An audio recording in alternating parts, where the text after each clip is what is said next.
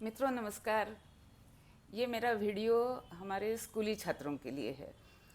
वे छात्र जो 8वीं से 12वीं कक्षा तक हों और गणित से या तो बहुत प्रेम करते हों जैसा मैं करती हूँ, या फिर हो सकता है उन्हें गणित से डर भी लगता हो।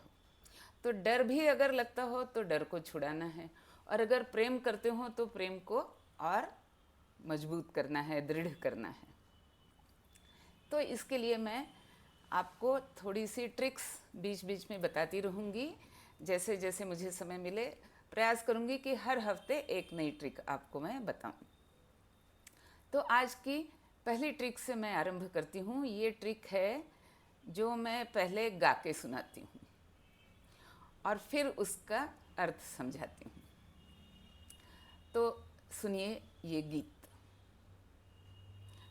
एक पाव पाव, दो पाव आधा, तीन पाव पौना, चार पाव एक, पाँच पाव सवा एक, छः पाव डेढ़, सात पाव पौने दो, आठ पाव दो, नौ पाव सवा दो, 10 पाव ढाई, 11 पाव पौने तीन, 12 पाव तीन, 13 पाव सवा तीन, 14 पाव साढ़े तीन, 15 पाव पौने चार, 16 पाव चार, 17 पाव सवा चार, 18 पाव साढ़े चार, 19 पाव पौने पाँच, 20 पाव पाँच। अब ये तो हो गया एक गाना, एक गीत। थोड़ा जिन्हें पाव शब्द का अर्थ समझ में आ रहा है उन्हें ये पता चल गया कि पाव का अर्थ होता है 1/4, 1/4। जैसे हमने अगर एक रोटी के 4 टुकड़े किए है ना, तो उसको हम कहेंगे 1/4, एक टुकड़े को। तो ये जो मैंने अभी गीत सुनाया ये एक्चुअली एक टेबल है, पाढ़ा है, और ये पाढ़ा है पाव का। मुझसे पूछो तो मुझे 1 से 100 तक के पाढ़ा एक पाव का याद है। और ऐसा नहीं कि शुरू से पढ़ करके मैं बताऊं। अगर कोई मुझे फटाक से पूछे कि 62 पाव कितने, तो मैं फटाक से बता सकती हूँ कि 62 पाव 15.5। लेकिन उतनी दूर अभी मैं आपको जाने के लिए नहीं कह रही। बस 1 से लेकर के 20 तक का ये पाव का पाढ़ा याद कर लो। ये ट्रिक बहुत काम आएगी। अब मैं इसका थोड़ा सा महत्व भी समझाती हूँ। 2 बातें कहनी हैं।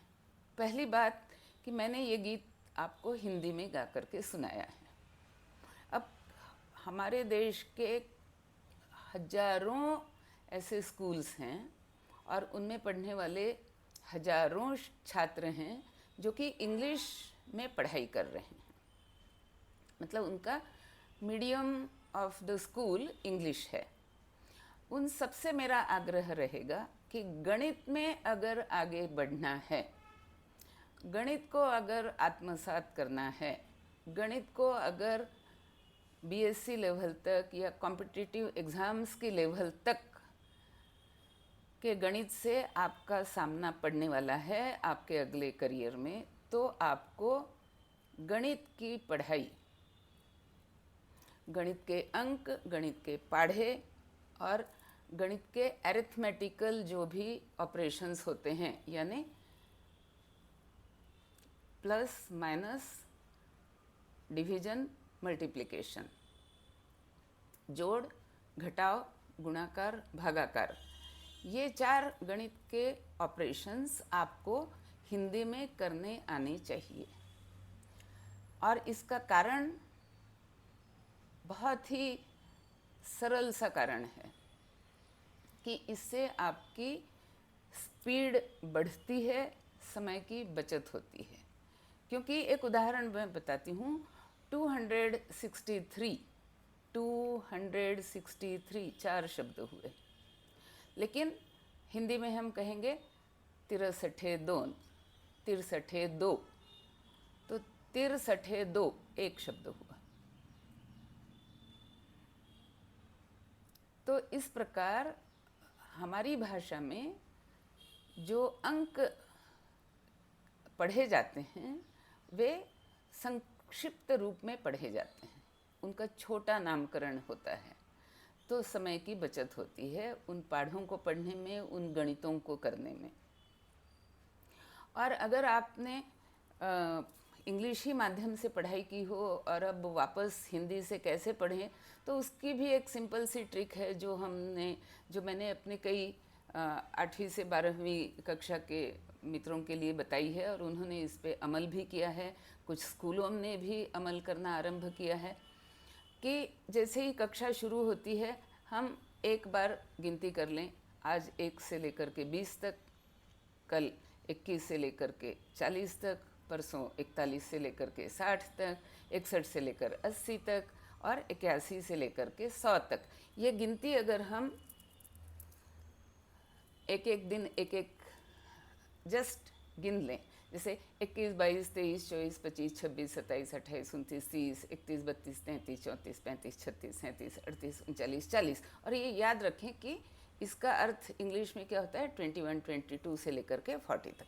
तो हमें हिंदी के आंकड़ों से बहुत अच्छी तरह से परिचय हो जाएगा और कोई परेशानी नहीं होगी। और ये काम आपको बस 1, 2, 3 महीने मैक्स करना है। अब इसका तो मैंने बताया कि इससे आपको स्पीड बढ़ेगी। अब लौटती हूँ मैं इस पाव के पाढ़े के ऊपर। तो ये पाव का आप अर्थ समझो कि हमें अपने सारे गणित जो करने पड़ते हैं उसमें जो अपूर्णांक होते हैं, फ्रैक्शंस होते हैं, उनका महत्व बहुत अधिक होता है, ना केवल गणित की परीक्षा के लिए लेकिन हमारे व्यावहारिक जीवन में भी गणित का बहुत महत्व होता है। अब किसी ने पूछ दिया कि किसी संख्या को हमें 1.5 गुना करना है, तो पहले तो अंग्रेजी मीडियम से अगर कोई बच्चा पढ़ा हो तो उसे पहले तो समझ में नहीं आएगा कि 1.5 गुना का अर्थ क्या होता है। तो इन शब्दों को समझना आवश्यक है, लेकिन ये आपके शिक्षक समझा देंगे। 1 या 2 दिन की प्रैक्टिस से ये शब्द आप समझ सकते हैं। पाव का अर्थ होता है 1/4, आधे का अर्थ होता है 1/2, पौने का अर्थ होता है 3/4, सवा का अर्थ होता है 5/4, 1.5 का अर्थ होता है 6/4 और 2.5 का अर्थ होता है 10/4। तो ये फ्रैक्शंस, और इन फ्रैक्शंस का बहुत महत्व होता है। अब अगर जैसे आपसे कोई पूछे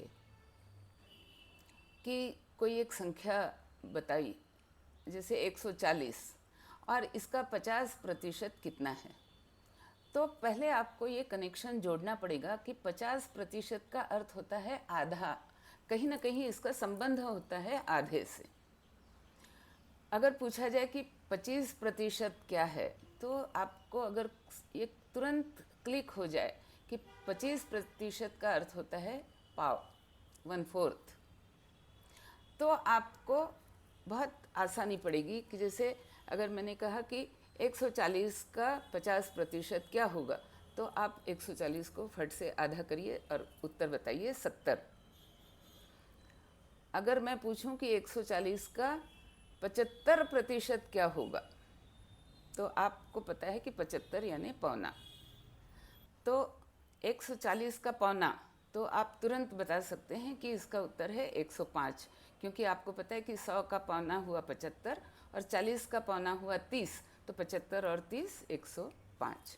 तो ये गणित करने में आपको आसानी रहती है अगर आप फ्रैक्शंस को इन शब्दों के साथ समझना आरंभ करते हैं। इसलिए इन शब्दों को समझना, इनकी व्याख्या को समझना और इनका पहाड़ा याद करके रख लेना और इनका उपयोग गणित के लिए करना, ताकि हमारी स्पीड बढ़ती रहे। तो मित्रों, आज हमने इस पाव के पहाड़े की चर्चा करी। अगले सप्ताह में या अगले एपिसोड में मैं कोई और ट्रिक बताऊंगी, और जिन्हें ये पढ़ा याद करना हो वो मेरा वीडियो दोबारा देख करके उसको लिख लें और रट लें। रटने में कोई आपको शर्म नहीं होनी चाहिए। रटना एक ये भी एक पढ़ाई का एक अच्छा तरीका है, क्योंकि वो हमारे न केवल जीभ पर या कंठ पर, हृदय में और मस्तिष्क में, चारों जगह वह रहता है और वह हमें समय समय पर मदद करता है, जो भी बातें हमने रटी हों।